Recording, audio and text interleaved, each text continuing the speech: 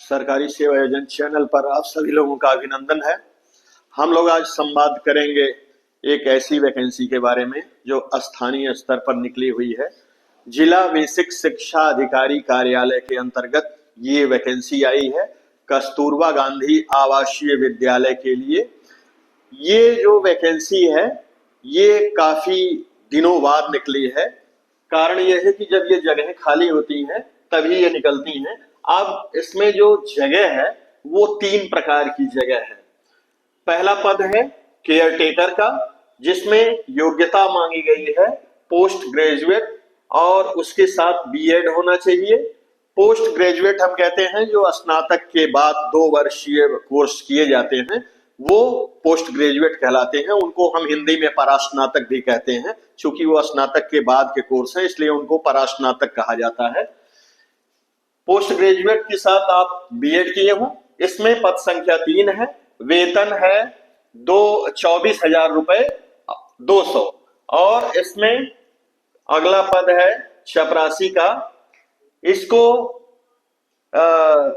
स्थानीय स्तर पे चौकीदार का भी काम लिया जाता है। जिससे कोई व्यक्ति अगर मान लीजिए चपरासी में भर्ती होता है तो उससे जरूरी नहीं है कि केवल चपरासी का ही काम लिया जाएगा, उससे चौकीदार का भी काम लिया जाता है। तो जो व्यक्ति दिन में ड्यूटी करते हैं उनसे चौकीदार चपरासी का काम लिया जाता है, और जब उन्हें रात में स्टे कराया जाता है तो उनसे चौकीदार का काम लिया जाता है।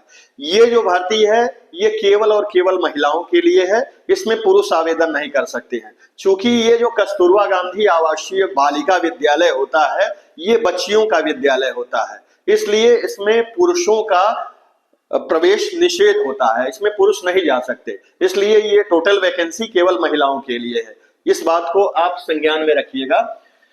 चपरासी चौकीदार के लिए योग्यता कक्षा 8 पास मांगी गई है। इसमें पद संख्या है 20, यानी 20 जगह निकली हुई है।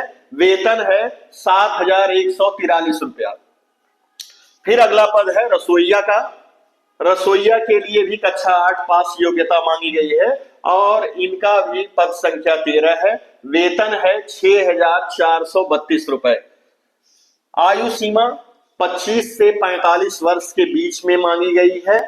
और ये जो 25 से 45 वर्ष के बीच में उम्र मांगी गई है ये 1/4/2024 को उम्र घटानी है। मतलब 1/4/2024 आप ऊपर लिखेंगे, फिर अपना डेट ऑफ बर्थ नीचे लिखेंगे, उसको घटाएंगे। अगर आपकी आयु सीमा 25 से 45 वर्ष के बीच में आती है तो आप फॉर्म भर सकते हैं। फिर हम लोग वार्ता करेंगे कि ये फॉर्म भरा कैसे जाएगा। बहुत समस्या होती है कोई फॉर्म भरने के लिए। लोग अक्सर ये पूछते हैं कि इस फॉर्म को भरने में क्या क्या लगेगा, ये फॉर्म भरा कैसे जाएगा। तो एक कॉन्सेप्ट क्लियर करना चाहूंगा मैं आपका। ये फॉर्म ऑफलाइन है, ये ऑनलाइन नहीं है, यानी इसको हाथ से भरना है और हाथ से भरने के बाद रजिस्ट्री कर देना है। जैसे जो फॉर्म ऑनलाइन भरे जाते हैं उसमें लोग साइबर कैफे या किसी सीएससी पे जाते हैं और कहते हैं कि हमको ये फॉर्म भरना है, तो वो व्यक्ति उनका डेटा लेकर के फॉर्म भर देता है। लेकिन जो फॉर्म ऑफलाइन भरे जाते हैं वो पेन से भरे जाते हैं, तो उसमें गलती होने के चांसेस बहुत होते हैं। तो अगर मान लीजिए आप ऑफलाइन फॉर्म भर रहे हैं और आपने अपना विवरण गलत भर दिया तो आपका फॉर्म रिजेक्ट कर दिया जाता है। तो आपका फॉर्म रिजेक्ट ना हो इसके लिए हमने एक तरीका अपनाया कि हम आपको क्रमवार तरीके से ऐसा समझाएंगे कि किस कॉलम में क्या भरना है। तो उससे क्या होगा कि आप गलती नहीं करेंगे। ऐसा 2 पन्ने का फॉर्म है, इसको आप क्रमवार तरीके से भरेंगे। इस फॉर्म को ऐसे देख लीजिए, इसको आप क्रमवार तरीके से भरेंगे। कॉलम संख्या 1 से मैं आपको बताता हूं क्या भरना है। फॉर्म में कॉलम संख्या 1 में जनपद का नाम लिखा हुआ है, तो आप जनपद का नाम लिखेंगे, किस जनपद से आप आवेदन कर रहे हैं। फिर दूसरे कॉलम में पद का नाम लिखना है, तो पद नाम में आप अगर केयर टेकर भर रहे हैं तो केयर टेकर लिखेंगे। चपरासी चौकीदार भर रहे हैं तो चपरासी चौकीदार लिखेंगे। रसोइया अगर भर रहे हैं तो आप रसोइया लिखेंगे। कॉलम संख्या 3 में नाम लिखना है, पहले हिंदी में लिखना है, फिर दूसरे में आपको अंग्रेजी के कैपिटल लेटर में लिखना है, यानी उसमें 2 कॉलम बने हुए हैं। तो पहले ऊपर आप हिंदी में अपना नाम लिखेंगे, फिर नीचे वाले कॉलम में अंग्रेजी के कैपिटल लेटर में लिखेंगे। चौथे नंबर कॉलम में पिता का नाम लिखना है, वो आप हिंदी में लिखेंगे। फिर अगला जो कॉलम बना है उसमें पति का नाम लिखना है, उसमें आप अपने पति का नाम लिखेंगे। फिर 5वां नंबर का कॉलम जो है उसमें जन्म तिथि लिखना है। तो जन्म तिथि आपको 2 लाइन में लिखना है। पहले लाइन में ऊपर अंकों में आपको जन्म तिथि लिखना है। जैसे मान लीजिए अगर आपका डेट ऑफ बर्थ 15/7/90 है तो आप 15/7/90 ऐसा अंकों में लिखेंगे। फिर शब्दों में आप लिखेंगे 15 जुलाई 1990। 6वें नंबर का जो कॉलम है उसमें आपको उम्र घटानी है। उम्र घटानी है मतलब आपको अपना डेट ऑफ बर्थ घटाना है। डेट ऑफ बर्थ जो आप घटाएंगे वो 1 अप्रैल 2024 को घटाएंगे। तो जैसा कि हमने पहले बताया कि 1 अप्रैल 2024 आप ऊपर लिखेंगे और जितनी डेट ऑफ बर्थ है उसको आप नीचे लिखेंगे। इसमें घटाने में थोड़ा सा सावधानी बरतना होता है क्योंकि ये घटाना बहुत आसान नहीं होता है, इसलिए हम इसको एक एग्जाम्पल दे करके आपको बताए हैं कि आप कैसे अपना डेट ऑफ बर्थ घटाएंगे। जैसे 1 अप्रैल 2024 हमने ऊपर लिख दिया। अब मान लीजिए कि आपका डेट ऑफ बर्थ 20/8/1995 है तो आपने 20/8/1995 नीचे लिख दिया। अब इसमें घटाने का जो सिस्टम है वो बाएं साइड से है, आप इधर से घटाएंगे। तो इधर से जब आप घटाएंगे तो 1 में से 20 नहीं जाएगा तो आप बगल से उधार लेंगे। तो जब आप 4 में से उधार लेंगे तो चौथा महीना अप्रैल का होता है और अप्रैल महीना 30 दिन का होता है। तो इसमें से जब एक आप महीना लेंगे तो ये पूरा 30 दिन इसमें आके जुड़ जाएगा। तो 30 और 1 31 ये हो गया। 31 में से 20 जाएगा तो 11 बचेगा। अब चूंकि आपने एक यहाँ उधार ले लिया है इसलिए यहाँ केवल 3 बचेगा। जब ये 3 बचेगा तो 3 में से 8 अब नहीं जाएगा तो इसलिए आप बगल से पूरा 1 साल उधार लेंगे। तो पूरा 1 साल उधार आपने लिया यानी आपने 12 महीना उधार लिया। तो 12 और यहाँ 3 ही बचा है क्योंकि एक पहले आप यहाँ दे चुके हैं। तो ये 12 3 15 हो गया और 15 में से 8 जाएगा तो यहाँ 7 बचेगा। अब चूंकि ये 4 नहीं रहा क्योंकि एक आपने उधार ले लिया है इसलिए ये 13 में से 5 गया 8 बचेगा और 10 और 11 में से 9 गया 2 बचेगा। इस प्रकार ये जो नीचे डिजिट आई है ये 28 वर्ष 7 माह 11 दिन। तो वर्ष वाले कॉलम में आप 28 लिखेंगे, 28 वर्ष, माह वाले कॉलम में आप 7 माह लिखेंगे और दिन वाले कॉलम में आप 11 दिन लिखेंगे। तो आप गलती नहीं करेंगे। फिर अगला जो कॉलम है वो पता का कॉलम है। पता आप लिखेंगे पहले में अस्थाई पता और दूसरे कॉलम में पत्राचार का पता।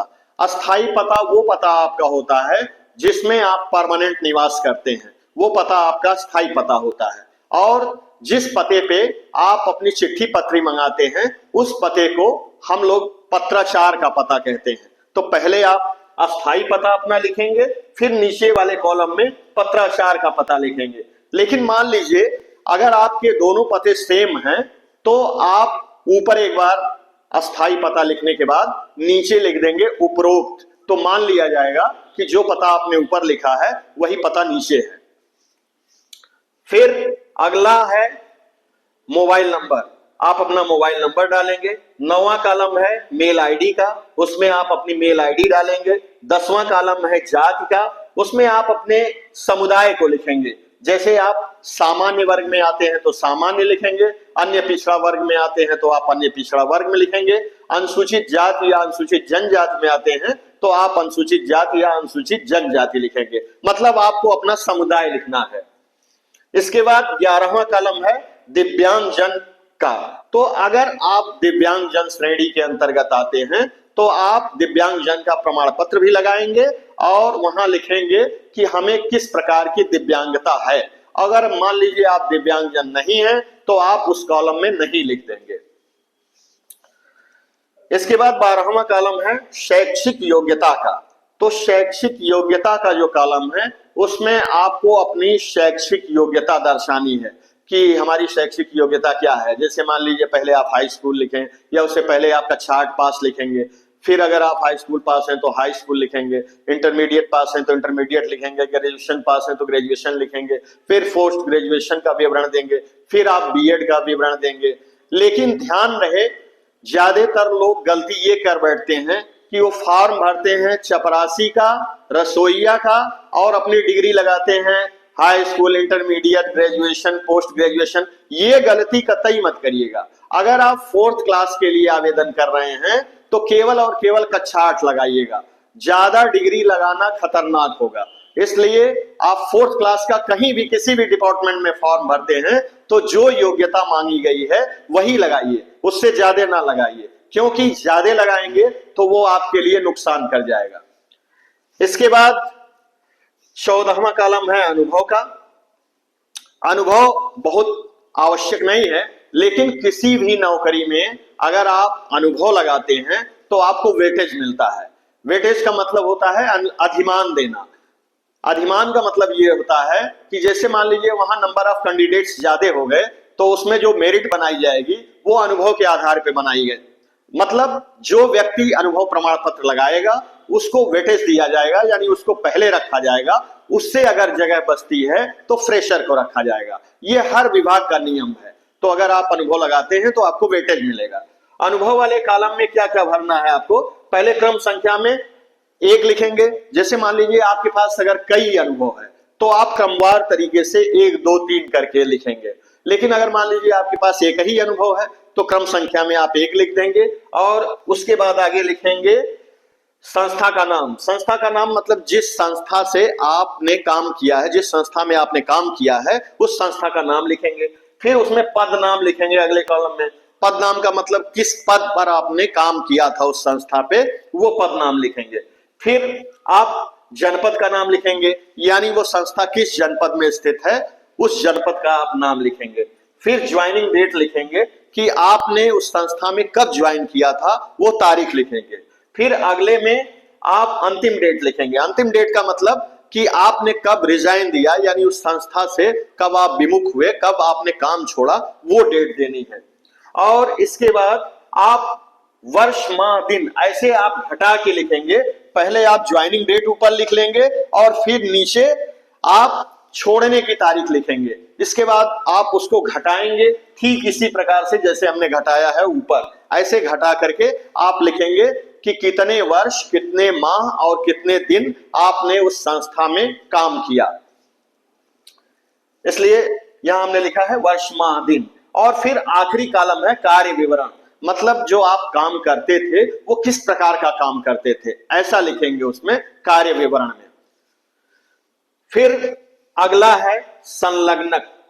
संलग्नक मतलब होता है कि आप क्या क्या लगा रहे हैं, आप उसका विवरण देंगे। जैसे आप लगा रहे हैं हाई स्कूल का अंक पत्र, हाई स्कूल का प्रमाण पत्र, इंटरमीडिएट का अंक पत्र, इंटरमीडिएट का प्रमाण पत्र, या कक्षा 8 का अंक पत्र, कक्षा 8 का स्थानांतरण प्रमाण पत्र, फिर जाति प्रमाण पत्र, फिर निवास प्रमाण पत्र, फिर अनुभव प्रमाण पत्र, फिर आधार कार्ड की छाया प्रति, और फिर आप एक फोटो लगाएंगे। तो ये सब काउंट करने के बाद जितना आएगा वो संलग्नक संख्या में आप लिखेंगे कि मतलब आपने कितने प्रकार के संलग्नक लगाए। अब जैसे कल्पना करिए आपने जोड़ने पे 8 आया तो वहां आप संलग्नक संख्या में 8 लिखेंगे, 9 आया तो 9 लिखेंगे, 10 आया तो 10 लिखेंगे। ऐसा आप संलग्नक संख्या में लिखेंगे।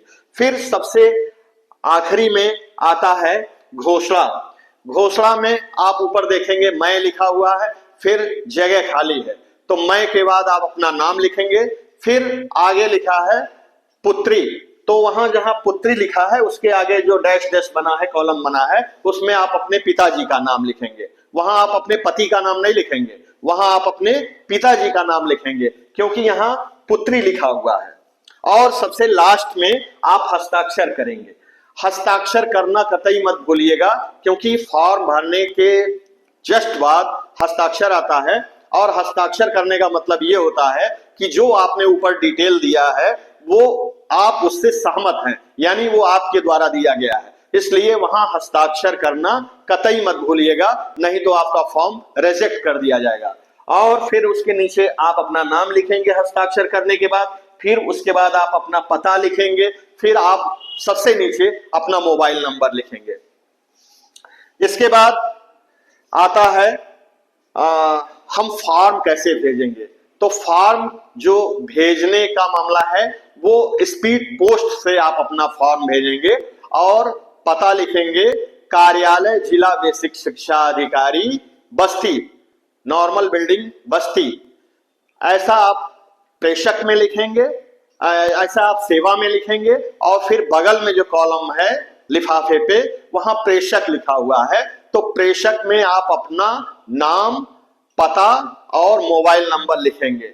फिर सबसे ऊपर लिखा हुआ है आवेदित पद, तो आप वहां आवेदित पद में अपना आवेदित पद लिखेंगे कि किस पोस्ट पर हम आवेदन कर रहे हैं। अगर आप केयर टेकर के लिए आवेदन कर रहे हैं तो वहां केयर टेकर लिखेंगे, वहां चपरासी या चौकीदार के लिए आवेदन कर रहे हैं तो चपरासी या चौकीदार लिखेंगे, रसोईया के लिए अगर आप आवेदन कर रहे हैं तो वहां रसोईया लिखेंगे।